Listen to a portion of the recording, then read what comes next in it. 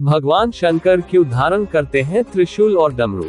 शिव के हाथ में त्रिशूल कैसे आया, इसके पीछे की मान्यता है कि आरंभ में ब्रह्मनाथ से जब प्रकट हुए तो साथ ही रज, तम और सत्य, यह 3 गुण भी प्रकट हुए।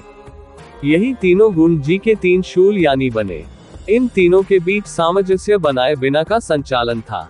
हिंदू धर्म में वैसे तो करोड़ों देवी देवता माने गए हैं, लेकिन उनमें से कुछ ऐसे देवी देवता जो सबसे ज्यादा पूजे जाते हैं। इन्हीं देवताओं में से एक है भगवान शिव, जिनमें आस्था रखने वाले लोगों की कोई कमी नहीं है। कहते हैं कि स्वभाव से भोले होने के कारण इनका एक नाम भोलेनाथ पड़ा था। कहा जाता है कि जहां भगवान ब्रह्मा पृथ्वी के सृजनकर्ता, भगवान विष्णु पालनहार हैं, तो वही शिव विनाशक की भूमिका में है। पुराणों के अनुसार भगवान शिव अपने शरीर पर जो विभिन्न प्रकार की वस्तुएं धारण करते हैं, जैसे गले में सर्प, मस्तक पर चंद्रमा, जटाओं में गंगा, हाथ में त्रिशूल और डमरू, इन सब के पीछे कोई न कोई रहस्य जरूर छिपा हुआ है। यहाँ हम जानेंगे शिव के त्रिशूल और डमरू धारण करने के पीछे की कहानी को।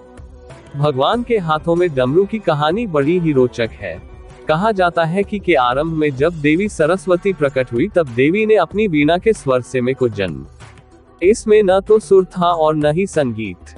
सृष्टि के आरंभ से आनंदित शिव जी ने जैसे ही नृत्य आरंभ किया और 14 बार डमरू बजाया, तभी उनके डमरू की से व्याकरण और संगीत के धन, ताल का जन्म हुआ। इसी वजह से शिव के हाथ में सदैव डमरू रहता है। कहा यह भी जाता है कि में संतुलन के इसे भगवान अपने साथ लेकर प्रकट हुए थे। शिव के हाथ में त्रिशूल कैसे आया, इसके पीछे की मान्यता है कि आरंभ में ब्रह्मनाथ से जब प्रकट हुए तो साथ ही रज, तम और सत्य, यह 3 गुण भी प्रकट हुए। यही तीनों गुण जी के 3 शूल यानी बने। इन तीनों के बीच सामंजस्य बनाए बिना का संचालन था। ने रूप में इन तीनों गुणों को अपने हाथों में धारण।